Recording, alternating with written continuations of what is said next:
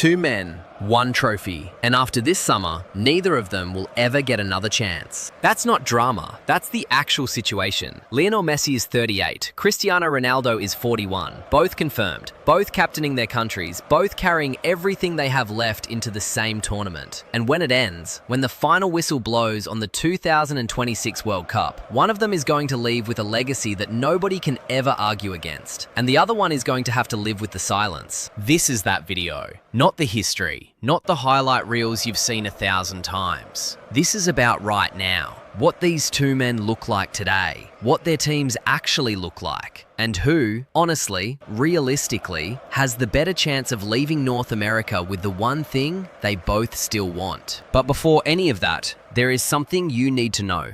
Something that completely changes how you read everything else in this video. Stay until the end. Here is the scary thing about Messi. He doesn't need this World Cup anymore. He already has the one thing that was missing, and that might actually make him more dangerous than he's ever been. Think about what it does to a player when the weight is finally gone. The curse, the question, the years of people saying he could never do it for Argentina. All of it lifted. Messi walks into 2026 as a defending world champion. He walks in free, and when you watch him play right now, you can feel it. There is a looseness to him that wasn't there before Qatar. A joy. He is 38 years old and playing football that looks like a man falling back in love with something he almost lost. Yes, he had a hamstring scare recently. Yes, MLS is not the Champions League. His body does not recover the way it did at 28. But here is what the numbers say about current Messi. He was the top scorer in all of World Cup qualifying for South America. 8 goals. And Argentina, across their last 5 matches before this tournament, won 4, conceded once. That is not a team running on nostalgia. That is a machine.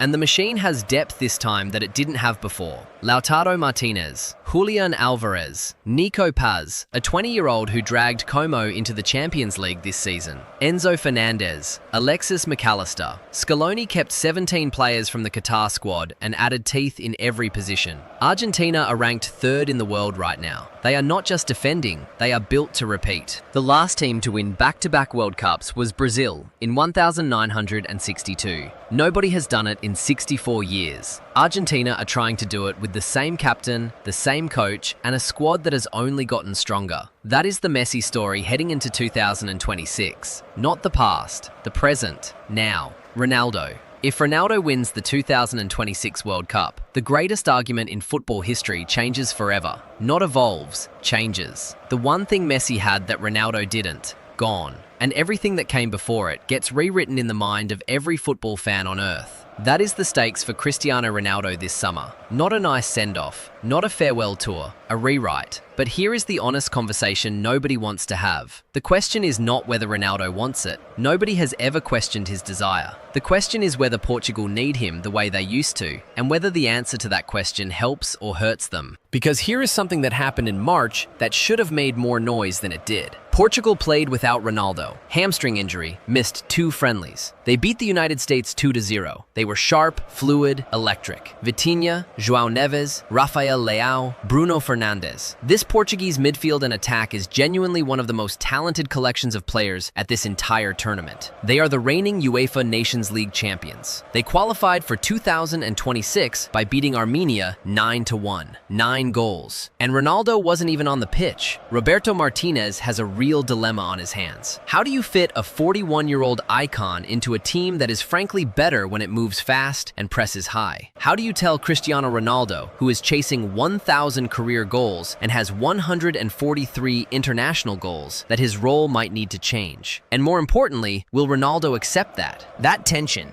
between what Ronaldo was and what Portugal need him to be right now is the central story of their tournament. Not his age, not his legacy, that specific tension. If Martinez manages it right, Portugal can go deep, very deep. If he gets it wrong, if ego and sentiment win over tactics, they will hit a wall in the quarterfinals the way they have before. Ronaldo is also carrying something extra this summer. Portugal named Diogo Jota as their +1 forever in the squad announcement, a tribute to the Liverpool forward who died in a car crash at 28 last year. That is not a small thing. That is a nation going into a World Cup with grief as fuel. And Ronaldo, who knew Jota, who captains this group, that weight is on him too. So who actually has the better chance? Argentina's path through the group stage is Algeria, Austria, Jordan. Messi could have 2 or 3 goals before the knockout stage even begins. The bracket sets up for a potential quarterfinal against France or England or Spain, and Argentina have beaten all 3 of those teams in recent years. Emi Martinez in goal is arguably the best goalkeeper at this tournament, and Scaloni, who nobody talks about enough, is tactically one of the sharpest coaches in world football right now. Portugal face DR Congo, Uzbekistan, Colombia in Group K. They should win all 3, but from the round of 16 onward, they could run into Germany, Brazil, or the Netherlands. That is where the Ronaldo question becomes critical. That is where Portugal need to be a team, not a tribute act. Here is the honest prediction. Argentina are the most complete team at this tournament. They have the defending champion mentality, the squad depth, the coaching structure, and the one player on earth who already knows what it feels like to win this. Messi is the favourite, not because of sentiment, but because Argentina have earned it. Portugal can reach the semi-finals. Genuinely, this squad is good enough, but whether they go further than that depends almost entirely on one tactical decision that Roberto Martinez has to make, and make early. When does Ronaldo lead, and when does he step back? Get that right, and they could shock everyone. Get it wrong, and 2026 ends the same way 2022 did. And here is the final truth about both of them. Messi leaving this tournament without a second World Cup would be a footnote. He already won it. His legacy is sealed. He could score 0 goals in 2026, and nobody takes Qatar 2022 away from him. Ronaldo leaving this tournament without ever winning one would mean something much heavier.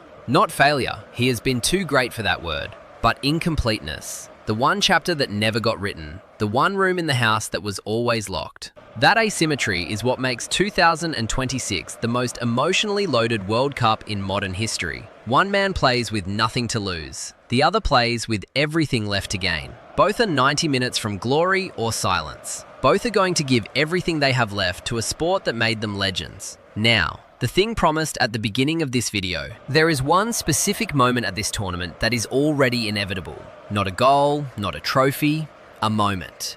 The moment when both of these men, on the same day, at the same tournament, possibly even in the same city, play what is almost certainly the last competitive football of their international lives. 6 World Cups each, the same record, the same stage. And then it ends, for both of them, at the same time.